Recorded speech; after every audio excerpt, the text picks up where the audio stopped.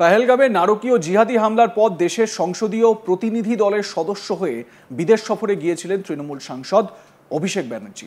বিদেশে প্রবাসী ভারতীয়দের কাছে পাকিস্তানের বিরুদ্ধে কড়া ভাষায় বক্তব্য রেখেছিলেন তিনি। একই সঙ্গে বলেছিলেন, রাজনৈতিক মতাদর্শগতভাবে ভিন্ন মেরুর হলেও দেশের স্বার্থে তারা এক হয়ে সকলে এসেছেন অপারেশন সিন্দুরের পর।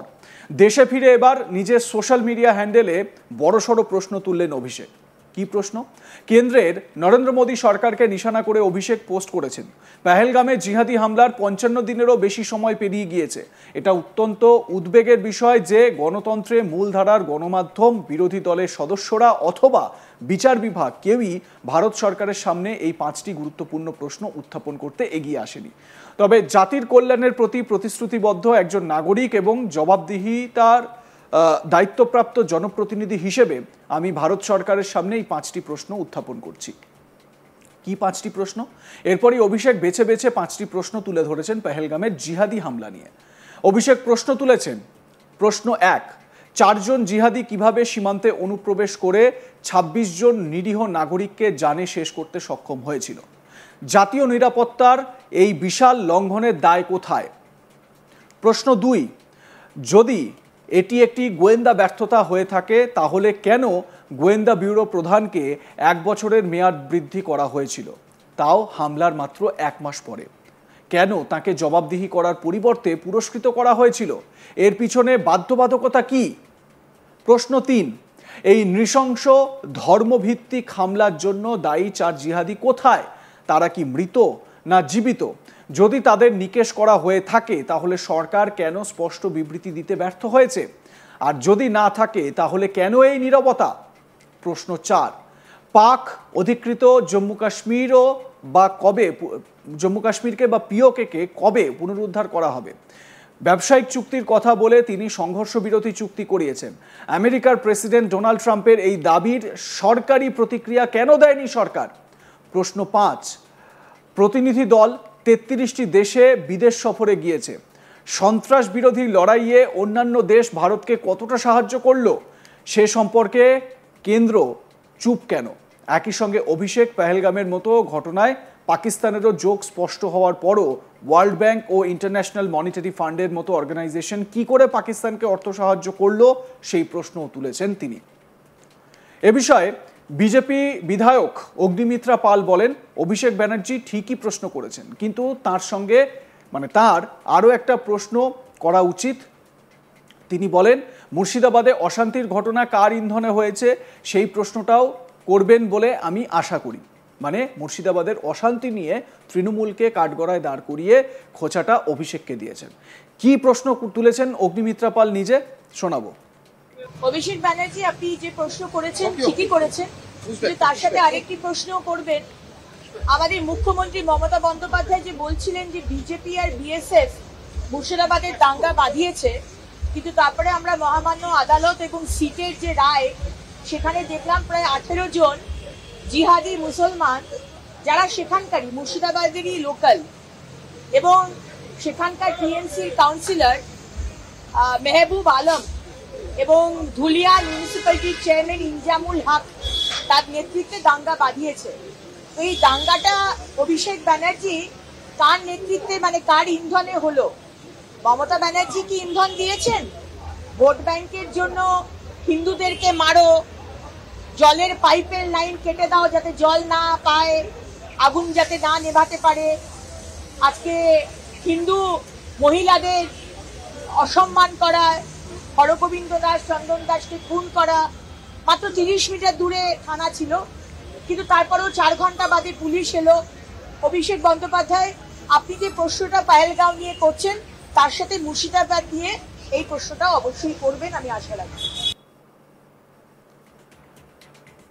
অগ্নিমিত্রা পাল বিজেপি নেত্রী তথা বিধায়ক, তিনি স্বাভাবিকভাবে মুর্শিদাবাদের যে বিষয়টি সেই বিষয়টি উত্থাপন করেছেন, সেই প্রশ্ন উত্থাপন করেছেন। কেন মুখ্যমন্ত্রী আগে বিএসএফকে দায়ী ঘোষণা করেছিলেন বা বিএসএফের ঘাড়ে দায় চাপানোর চেষ্টা করেছিলেন, পরে যখন পুলিশের তদন্ত হলো সেই তদন্তে দেখা গেল যে ওখানকার লোকাল যারা তারা এই কাণ্ড ঘটিয়েছে, বাইরে থেকে এসে এটা কেউ করেনি, এই প্রসঙ্গটাকে উত্থাপন করেছেন। এটাও একটা যথার্থ দিক। অন্যদিকে পেহেলগাম নিয়ে অভিষেক ব্যানার্জি যে 5টি প্রশ্ন কেন্দ্র সরকারের দিকে তুলেছেন, সেটাও কিন্তু আক্ষরিক অর্থে বলা যায় একেবারে যথার্থ। যে 5টি প্রশ্ন তিনি করেছেন এক এক করে আরও একবার আপনাদের শোনাই। অভিষেক প্রশ্ন করেছেন, প্রশ্ন 1, 4 জন জিহাদি কিভাবে সীমান্তে অনুপ্রবেশ করে 26 জন নিরীহ নাগরিককে জানে শেষ করতে সক্ষম হয়েছিল? জাতীয় নিরাপত্তার এই বিশাল লঙ্ঘনের দায় কোথায় বা দায় কার?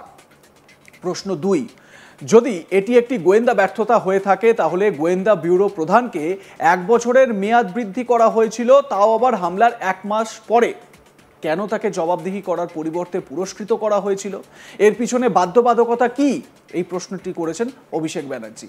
অভিষেকের তৃতীয় প্রশ্ন, এই নৃশংস ধর্মভিত্তিক হামলার জন্য দায়ী 4 জিহাদি কোথায়? তারা কি মৃত না জীবিত? যদি তাদের নিকেশ করা হয়ে থাকে তাহলে সরকার কেন স্পষ্ট বিবৃতি দিতে ব্যর্থ হয়েছে? আর যদি না থাকে তাহলে কেন এই নীরবতা? অভিষেকের প্রশ্ন 4, পাক অধিকৃত জম্মু কাশ্মীর বা পিওকে কবে পুনরুদ্ধার করা হবে? ব্যবসায়িক চুক্তির কথা বলে তিনি সংঘর্ষ বিরতি চুক্তি করিয়েছেন। আমেরিকার প্রেসিডেন্ট ডোনাল্ড ট্রাম্পের এই দাবির সরকারি প্রতিক্রিয়া কেন দেয়নি সরকার? অভিষেকের প্রশ্ন 5, প্রতিনিধি দল 33টি দেশে বিদেশ সফরে গিয়েছে। সন্ত্রাস বিরোধী লড়াইয়ের অন্যান্য দেশ ভারতকে কতটা সাহায্য করলো সে সম্পর্কে কেন্দ্র চুপ কেন? একই সঙ্গে অভিষেক পেহেলগামের মতো ঘটনায় পাকিস্তানের যোগ স্পষ্ট হওয়ার পরও ওয়ার্ল্ড ব্যাংক ও ইন্টারন্যাশনাল মনিটারি ফান্ডের মতো অর্গানাইজেশন কি করে পাকিস্তানকে অর্থ সাহায্য করলো, সেই প্রশ্নটিও কেন্দ্রের সামনে উত্থাপন করেছেন অভিষেক। এদিকে এ বিষয়ে অগ্নিমিত্রা পাল তিনি আবার পাল্টা প্রশ্ন করেছেন মুর্শিদাবাদ নিয়ে। তিনি বলেছেন যে অভিষেকের আরও একটা প্রশ্ন করা উচিত, তিনি কি করবেন? তিনি বলেন মুর্শিদাবাদে অশান্তির ঘটনা কার ইন্ধনে হয়েছে, সেই প্রশ্নটাও তিনি করবেন বলে আমি আশা করি। অগ্নিমিত্রা পাল বিজেপি বিধায়ক, তিনি কি প্রশ্ন করেছেন অভিষেককে শোনাবো। অভিষেক ব্যানার্জি, আপনি যে প্রশ্ন করেছেন ঠিকই করেছেন, কিন্তু তার সাথে আরেকটি প্রশ্ন করবেন। আমাদের মুখ্যমন্ত্রী মমতা বন্দ্যোপাধ্যায় যে বলছিলেন যে বিজেপি আর বিএসএফ মুর্শিদাবাদের দাঙ্গা বাঁধিয়েছে, কিন্তু তারপরে আমরা মহামান্য আদালত এবং সিটের যে রায়, সেখানে দেখলাম প্রায় 18 জন জিহাদি মুসলমান যারা সেখানকারই মুর্শিদাবাদেরই লোকাল এবং সেখানকার টিএমসির কাউন্সিলর মেহবুব আলম এবং ধুলিয়া মিউনিসিপ্যালিটির চেয়ারম্যান ইনজামুল হক তার নেতৃত্বে দাঙ্গা বাঁধিয়েছে।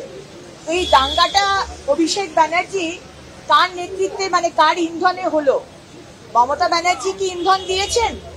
ভোট ব্যাংকের জন্য হিন্দুদেরকে মারো, জলের পাইপের লাইন কেটে দাও যাতে জল না পায়, আগুন যাতে না নেভাতে পারে, আজকে হিন্দু মহিলাদের অসম্মান করা, হরগোবিন্দ দাস চন্দন দাসকে খুন করা, মাত্র 30 মিটার দূরে থানা ছিল, কিন্তু তারপরেও 4 ঘন্টা বাদে পুলিশ এলো। অভিষেক বন্দ্যোপাধ্যায়, আপনি যে প্রশ্নটা পেহেলগাঁও নিয়ে করছেন তার সাথে মুর্শিদাবাদ নিয়ে এই প্রশ্নটা অবশ্যই করবেন, আমি আশা রাখি। লাইক কমেন্ট শেয়ার করতে ভুলবেন না। দেখতে থাকুন আজ তাক বাংলা। সাবস্ক্রাইব করুন আমাদের ইউটিউব চ্যানেলটি, বেল আইকন প্রেস করুন নোটিফিকেশন পেতে।